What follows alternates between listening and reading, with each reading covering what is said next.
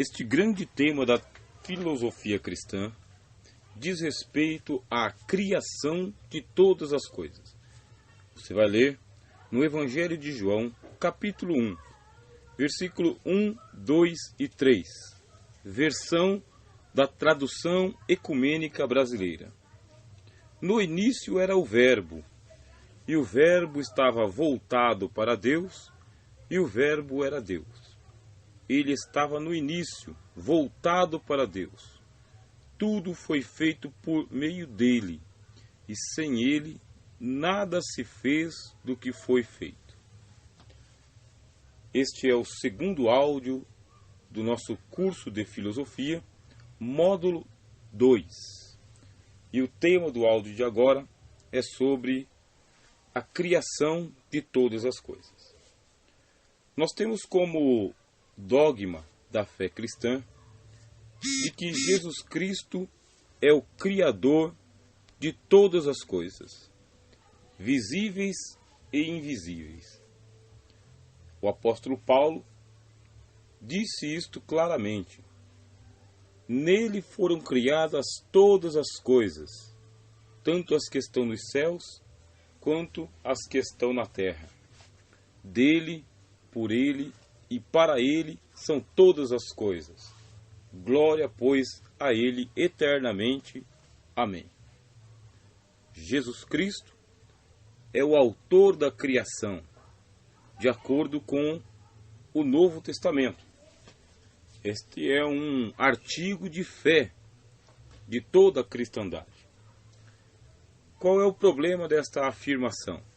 De que Jesus Cristo é o Criador de todas as coisas. O problema é que ele ocupa o lugar de Deus.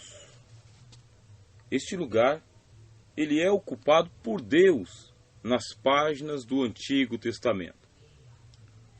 De acordo com a revelação dos profetas, de Gênesis a Malaquias, Deus é o Criador de tudo. Você lê no livro de Gênesis, capítulo 1, versículo 1. No princípio criou Deus os céus e a terra. E a partir daí, existe toda uma saga, uma luta contínua em Deus reivindicando, por meio dos profetas, a autoria da criação de todas as coisas. Por que Deus fez esta reivindicação no Antigo Testamento? Por causa do fenômeno da idolatria. Idolatria não se refere tão somente ao culto às estátuas. Idolatria é um movimento de rebelião do espírito humano contra a pessoa de Deus, contra a pessoa de que Deus é. Idolatria é um fenômeno de rebelião do espírito humano que tenta substituir o Deus verdadeiro por um Deus idealizado, estereotipado, cercado por andores. Isto é idolatria. Há uma rebelião no espírito humano justamente em querer substituir o autor da criação, Deus, em si mesmo, por um outro Deus. Daí surgem as mitologias, os mitos. Nestes mitos são propostas várias origens para as coisas. Quando você volta para os mitos orientais, mitos babilônios, sumérios, gregos, egípcios, africanos, ameríndios, esses mitos eles contam a história do surgimento do universo, do surgimento do mundo. E cada coisa ela foi originada por um Deus diferente. E este Deus que criou esta coisa, ele exige uma espécie de culto, reverência, respeito, serviço e coisas desse tipo. É a isto que nós chamamos de idolatria. É a rebelião do espírito humano contra o Deus verdadeiro. Porque o Deus verdadeiro não tem rosto, não tem nome, não tem forma, não tem origem. O Deus verdadeiro, ele é inominável, invisível, inexpressível, atemporal, inabarcável, abissal. Se você tiver um pouco mais de curiosidade de saber sobre teísmo, tem o meu canal no YouTube, Professor Rogério de Souza, e lá estão 15 aulas sobre teísmo, onde eu falo sobre esses conceitos que eu acabei de citar para você. Volte aqui, no nosso curso de Filosofia Cristã. As páginas do Antigo Testamento mostram que Deus, ele é o autor da criação. E de Gênesis a Malaquias, Deus faz a reivindicação da autoria de haver criado o cosmos, o mundo e todas as coisas. A luta, ela é ferrenha contra a idolatria, em todas as suas manifestações. E demorou muito tempo para que os judeus entendessem monoteísmo, porque não faz parte da ideia humana de criação. O monoteísmo, ele é uma contracorrenteza. O monoteísmo, ele é difícil de ser aceito, compreendido. Ah, mas eu tenho muita facilidade hoje. Não, você não tem muita facilidade hoje. Se você voltar para o áudio anterior, eu falei para você que muitas coisas que estão na base da tua fé são dogmas. Você aceita porque alguém ensinou para você de uma forma dogmática. Aí você nem contestou, você nem pesquisou. Para você chegar à concepção monoteísta de Deus, é necessário fazer um desenterro gigantesco de um monte de entulho religioso que foi colocado em cima da concepção monoteísta. Talvez você goste de ler, pelo menos a introdução de Francis Bacon, um filósofo que ele usa metáforas para dizer que a verdade, ela está enterrada debaixo de 4 camadas. São 4 camadas profundas. Porque foram jogando entulho sobre entulho, entulho sobre entulho, entulho sobre entulho. E aí você pensa assim: ah, eu sou monoteísta, minha fé é monoteísta. Eu creio que Deus, ele é o criador de todas as coisas, e eu creio em Deus, em um Deus somente. Se você quiser fazer a leitura de Francis Bacon, será interessante, porque ele diz que existem ídolos que eles estão soterrando o conceito da verdade que está abaixo. Por exemplo, ele fala dos ídolos da tribo, que são assim chamados porque são inerentes à própria natureza humana, ou à própria tribo ou raça de homens. Para os homens, por exemplo, é natural tomar o conhecimento dado pelos sentidos como verdadeiro. Eles não levam em conta que as percepções obtidas mediante os sentidos são parciais, pois dependem da própria do homem enquanto espécie. Seriam muitos os ídolos da tribo, e eles levariam a uma apreensão do universo de maneira mais simples do que é na verdade. Este é um dos ídolos. Outro ídolo que ele fala sobre os ídolos da caverna. Esses ídolos da caverna, eles são erros provenientes da conformação de cada indivíduo, distinguindo-se desse modo dos ídolos da tribo, que se referem à espécie humana. Cada pessoa, diz Bacon, possui sua própria caverna particular, que interpreta e distorce a luz da natureza. A tendência dos indivíduos seria ver todas as coisas sob determinada luz, muito particular, a qual estão acostumados. Assim, alguns espíritos têm condições para assinalar as diferenças, outros as semelhanças. Ele ainda fala dos ídolos do fórum e ídolos do teatro. Isto eu estou citando para você para exemplificar que você diz, sou monoteísta. creio em um único Deus.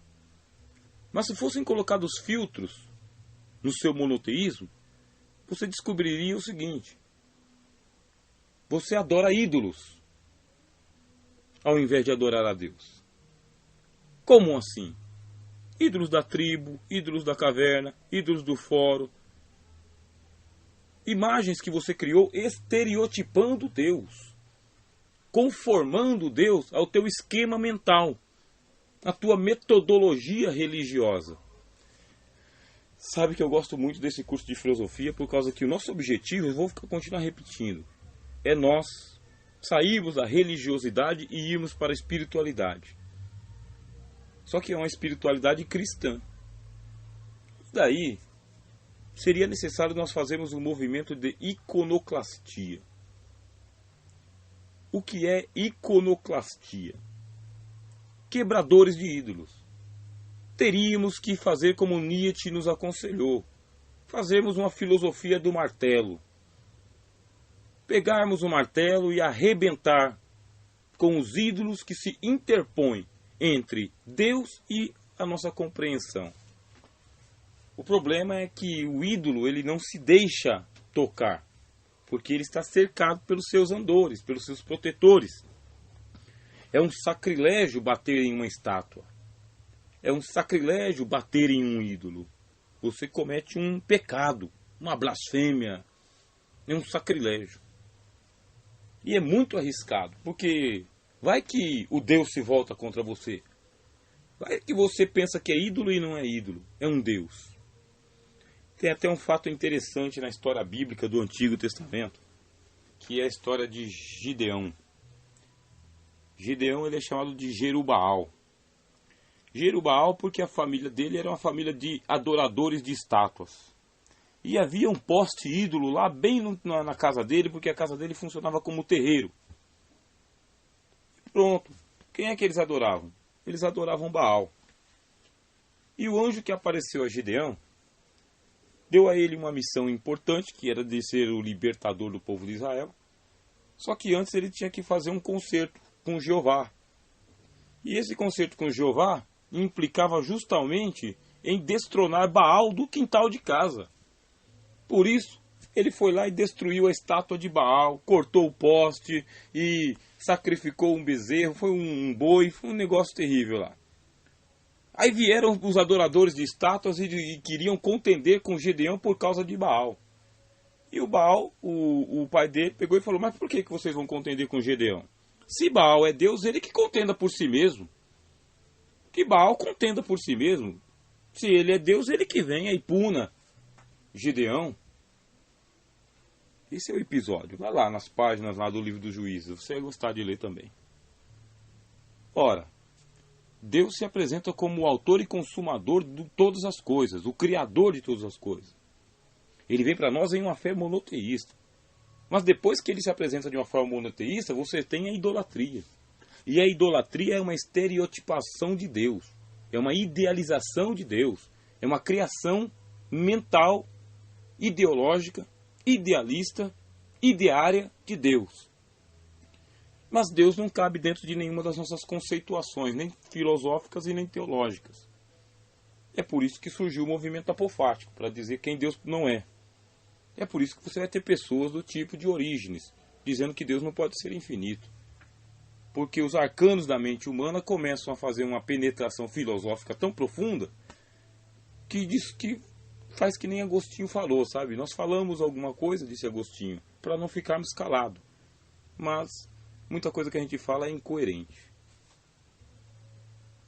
Eu gostaria muito da gente poder entrar aqui no Evangelho de João, quando ele diz que é Jesus Cristo quem é o autor de todas as coisas. Só que antes de chegar lá em Jesus, autor de todas as coisas, nós temos a história dos hebreus.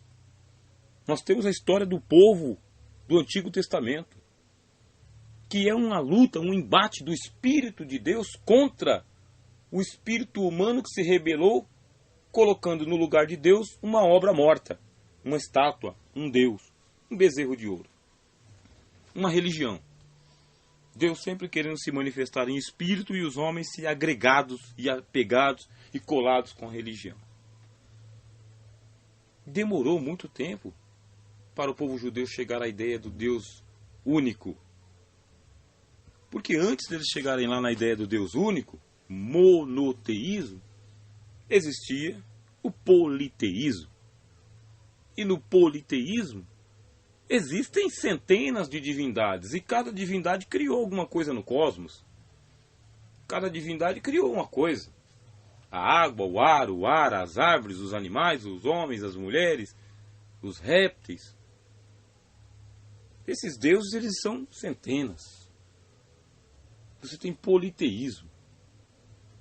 Além do politeísmo, você tem o panteísmo. Além do panteísmo, você tem o animismo. Além do animismo, você tem o fetichismo. Você tem assim uma amplitude, uma maga de uma amplitude tão grande da idolatria que é sufocante. Talvez você queira se tornar um cientista da religião. E se você quiser, boa viagem. Desapareça. Por causa que você vai entrar em um oceano que não tem fim. Mas a sua viagem vai ser bastante interessante. Cientista da religião. Não é o caso do nosso curso de filosofia. Nós queremos desenterrar. E para desenterrar a gente está tirando algumas camadas. O fato é que o povo de Israel, do tempo que eles foram retirados do Egito, até o tempo em que eles firmaram o monoteísmo como crença oficial dos judeus, 1000 anos de história. 1000 anos de profetas denunciando a idolatria. Então eu estou convencido de que não será numa aula de 30 minutos que vamos conseguir vencer este fenômeno de idolatria que está agarrado, agregado, colado com o espírito humano. O espírito humano se tornou idólatra por natureza. E para arrancar o ídolo do seu adorador, temos que fazer o movimento de iconoclastia. Arrebentar a estátua, bater o martelo, dizer não é Deus, é ídolo. Mas aí você cai numa blasfêmia, aí você cai num sacrilégio, aí abala a amizade, não vai dar. Opa, então fica com a tua divindade idolátrica. Sabe que Kierkegaard, filósofo cristão, ele chegou a dizer o seguinte: olha, existem pagãos que diante do seu ídolo, sua estátua, conseguem adorar a Deus em espírito. E ao contrário, existem cristãos que sem estátua nenhuma adoram um ídolo. Deus é um ídolo para eles. O problema do ídolo é que ele é todo melindroso. O ídolo, ele é todo ofensivo, sabe? Ofendido. Todo requerente. O ídolo é não me toques e não me reles. Ele quer tomar posse de tudo, só que ele precisa de um ombro para andar. É um ídolo. Bom, este Deus é rejeitado pela filosofia. A filosofia cristã não pensa assim. A filosofia cristã ela já fica inconformada com o fato de nós termos que usar palavras. Quanto mais estátuas, imagens, idealizações, estereótipos. Queremos retornar o máximo que a gente conseguir. Para chegarmos lá, em João capítulo 1, versículo 3. Tudo foi feito por meio dele, e sem ele nada do que foi feito se fez. De quem estamos falando? De Jesus Cristo. Dá para chegar nesse áudio? Não vai dar. Primeiro nós temos que nos conscientizar de que a base primária da revelação sobre Deus, para os cristãos, está neste fato de que Deus, o Pai, é o Criador autêntico de todas as coisas. Por isso que os nossos símbolos de fé falam que o Pai é maior que o Filho. E que, inclusive, o Pai ele é o gerador eterno do Filho. É Ele que gera eternamente Jesus Cristo. E se Ele gera eternamente a Jesus Cristo, significa que, agora, neste exato momento, Jesus Cristo continua sendo gerado por Deus. Não. Sim. Entramos em aporia mais uma vez. Chegamos no limite do pensamento mais uma vez. Porque se eu admitir que Jesus Cristo ele é eternamente gerado por Deus, como dizem os credos, como dizem os símbolos de fé, como diz o dogma da Santíssima Trindade, que o Verbo ele é eternamente gerado por Deus, e esse eternamente ele implica o tempo de hoje, eu vou dizer que Jesus Cristo continua sendo gerado por Deus agora. Não dá. Não dá por causa que ele já se manifestou, o Verbo já se fez carne e habitou entre nós. E vimos a sua glória cheia de graça e de verdade. E voltou ao Pai e voltará. Pois bem, dentro do nosso artigo de fé, isso significa que Jesus Cristo continua dentro do processo da história da salvação, da redenção de todas as coisas, continua sendo gerado pelo Pai. E o Pai é maior do que ele. Quer respirar um pouquinho? Então respira. Volte aqui. O Pai, ele é o fundamento. Deus, o Pai, ele é o fundamento de toda a divindade. O problema é que o Filho também é. O Filho, ele é Deus com o Pai. Ah, e não só o Filho, o Espírito também. Ele é um com o Pai e o Filho. Pai, Filho e Espírito Santo formam a plataforma da divindade. Eles formam a unidade, eles são um único Deus. Não são três deuses. São três pessoas, um distinto do outro, cada um com a sua própria autoexistência, autossuficiência. Todos os três possuem de santidade perfeita, plena, absoluta. Todos os três são justos, todos os três são coeternos. Cada um deles, dentro da economia da criação, é o Criador de todas as coisas. Dele, por ele e para ele são todas as coisas. Mas não são três deuses, não é um triteísmo. Abalou a amizade. Mas é para abalar mesmo. Um curso de filosofia cristã que se preste, ele vai usar a metodologia que até Heráclito descobriu. É a afirmação e a negação. Os dois formando uma polêmica. E sem a polêmica não dá para fazer pensamento. Porque a própria estrutura da existência é polêmica. Olhe para você, adulto formado. Da onde você veio? Você veio de micro-organismos que estavam no teu pai e na tua mãe. E antes de você ser fecundado, você era bem menor do que um grão de arroz. A própria existência ela é polêmica. Você começa insignificante e inexistente, vem a existência, cresce e amadurece. E depois, quando você está maduro, você enverga, cai e morre. Isso é uma contradição. Isso é uma angústia. Quando você está pronto para viver, você morre. Quando você está pronto para poder exercer a tua plena cidadania como ser humano, você já não presta para mais nada. Você já está se despedindo. Vem outro e ocupa a tua cadeira. E o teu nome desaparece da história. Livro de Eclesiastes.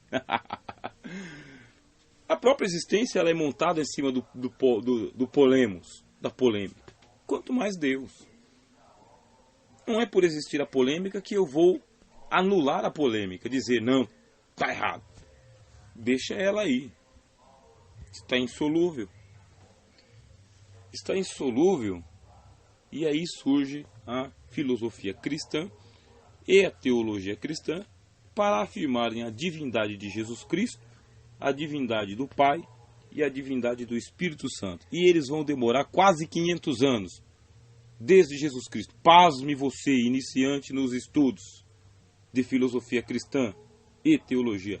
Quase 500 anos eles demoraram para poder fechar esta ideia da pessoa de Jesus Cristo com a sua plena humanidade, plena divindade, e do Espírito Santo e do Pai. Sabe o que isso significa? Que os cristãos ficaram quase 500 anos sem as formulações teológicas que nós temos hoje. Não sabiam ler, não sabiam escrever, eram iletrados. ouviam falar, mas não investigavam. E a base da fé deles? A base da fé deles não era trinitariana igual a nossa é. Isso não significa que a Trindade ela é uma formulação humana. Ela é um enigma. É um enigma. É uma revelação. E a revelação que chegou para nós, ela exigiu 500 anos de amadurecimento teológico-filosófico. Exigiu. E por isso você vai ter um sabelianismo, arianismo, trinitarianismo. Por isso que você vai ter um apolinarismo, nestorianismo. Todas essas pessoas que ajudaram aos pensadores cristãos a formulação da doutrina trinitária como nós temos hoje. Se eles não tivessem ousado pensar contrariamente, nós não teríamos a formulação teológica que nós temos hoje. E aí é o teu caso. Se você se conformar com o pensamento que você recebe, os arquétipos que você recebe do senso comum, daqueles que não ousam pensar, não vai haver um amadurecimento teológico, filosófico em você. Vai continuar na infantilidade do teu pensamento. Se você aceitou participar deste curso de filosofia cristã, é porque provavelmente o teu espírito está pedindo um pouquinho mais, algo mais. Pretendemos chegar ao ponto em que nós vamos discutir aqui como é que o Pai fez a criação. Porque é dito que ele criou todas as coisas pela sua palavra. Mas aí nós vamos voltar bastante aqui para falarmos sobre, será que aquele Gênesis 1:1 pode ser lido daquela maneira? No princípio criou Deus os céus e a terra? Porque existe uma outra forma de traduzir aquele versículo que não está na nossa Bíblia. E por que não está? Eu falei para você, nós temos uma leitura do Antigo Testamento com base na tradição dos maçoretas. E os maçoretas e os judeus, eles precisam firmar o monoteísmo desde a primeira letra. E eles não querem abertura para nenhum tipo de outra compreensão. Você e eu não somos especialistas em hebraico. Só podemos acreditar no que está escrito por boa fé e por causa do dogma. E de acordo com o dogma, o que está escrito no Antigo Testamento é plenamente inspirado por Deus, do jeito que está ali. Eu já disse no áudio anterior que eu creio assim. Eu creio no dogma. Eu nem me aventuro a dizer que não é assim. Mas me permito pensar, e se não fosse? E se eu conseguisse ler Gênesis 1:1 assim? No princípio criou, deuses, os céus e a terra. O problema é que, se eu disser que Deus criou deuses, eu vou ter que explicar quem são esses deuses. Pelo texto da Septuaginta, você explica quem são esses deuses. Você que é um iniciante, mas um iniciante de hebraico. Você vai pegar Gênesis 1:1 e você vai descobrir eles falando o seguinte, olha, Elohim, ele é um nome plural, ele não está no singular. Singular seria Eloá. Então Eloá, no princípio Deus criou. Só que lá está Elohim.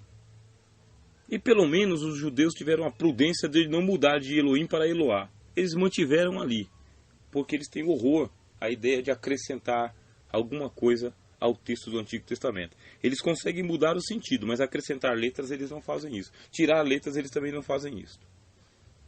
Isso é uma piedade que deve ser ressaltada. O fato é que você poderia ler, no princípio criou, Elohims, que é traduzido por deuses, e que a Septuaginta traduz por filhos de Deus, ou anjos, os céus e a terra. Próximo áudio nós estaremos preparando esta aula. Que a paz seja com você.